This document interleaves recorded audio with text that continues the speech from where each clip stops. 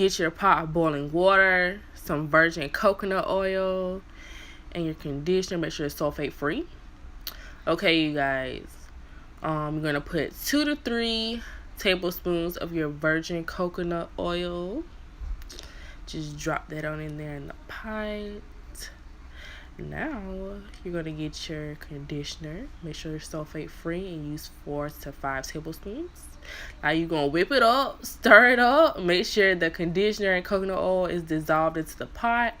You're going to add your bundles and let this cook for 30 minutes.